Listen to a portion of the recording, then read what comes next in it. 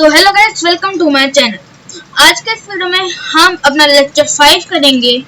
और जैसे कि आपको याद होगा, हमने पिछली क्लास में अपना लेवल 3 खत्म कर लिया था। तो आज हम लेवल 4 से शुरू करेंगे, जिसमें हम फ्लेक्स बॉक्स पढ़ेंगे। आज हम यहाँ तक पढ़ेंगे, फ्लेक्स प्रॉपर्टीज तक।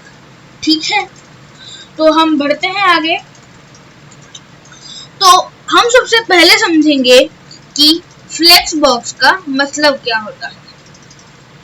तो फ्लेक्स बॉक्स का मतलब होता है कि वो एक वन डायमेंशनल लेआउट होगा जो कि हमें मदद करेगा आइटम को अरेंज करने में रोज या कॉलम के अंदर। ठीक है, अब आ जाते हैं फ्लेक्स बॉक्स मतलब फ्लेक्स मॉडल पर। तो देखिए, यहाँ पर मैंने आपको रोज और कॉलम्स बताया था, वही यहाँ पर भी दिखाया है, रोज और कॉलम्स, है ना। तो फ्लेक्स आइटम यहाँ पर आपको ये दे रखे हैं, ये सब आपको फ्लेक्स आइटम दे रखे हैं, है ना।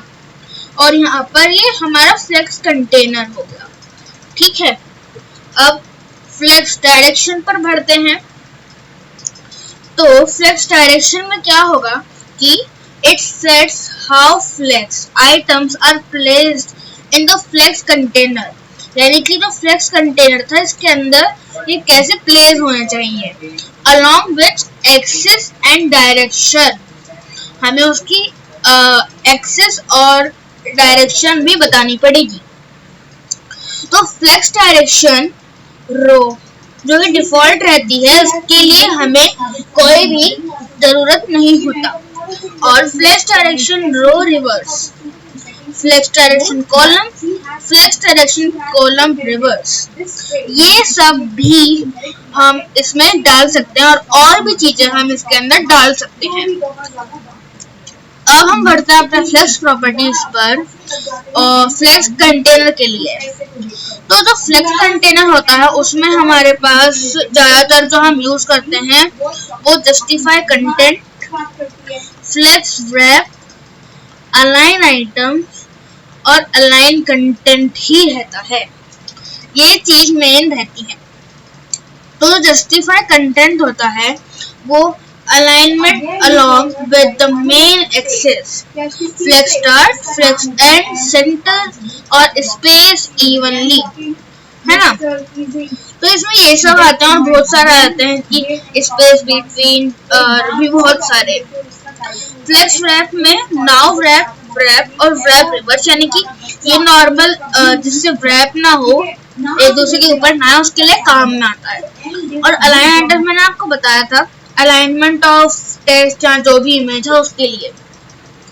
और अलाइन कंटेंट यानी कि अलाइनमेंट ऑफ स्पेस बिटवीन और या फिर around the content along cross axis. ठीक है, अब अपने आखिरी टॉपिक की तरफ बढ़ते हैं, फ्लेक्स प्रॉपर्टीज पर। उसके बाद हम नीड एक्वायरिज शुरू करेंगे अगली वीडियो में। तो इसमें क्या है, अब हम फ्लेक्स प्रॉपर्टीज करेंगे फ्लेक्स आइटम के लिए। तो उसमें क्या होगा कि वो अलाइन सेल्फ, फ्लेक्स ग्रो और फ्लेक्स श्रिंक, ये सब बहुत ज्यादा काम में आते हैं इनके अंदर। तो अलाइन सेल्फ यानी कि alignment of individual along the cross axis, तो वो खुद ही कर लेता है अपने आप को अलाइन अपने हिसाब से। अब फ्लेक्स ग्रो की तरफ बढ़ते हैं। उसमें क्या होगा, how much of flex item will grow related to the rest of the flex items if space is available, यानी कि अगर कोई भी जगह मिलेगी तो वो खुद से ही रिलेटिव में ग्रो हो जाएगा।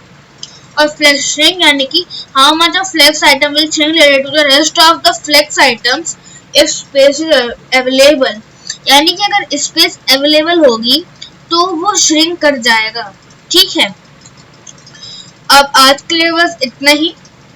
बी से बी हेल्दी, बाय।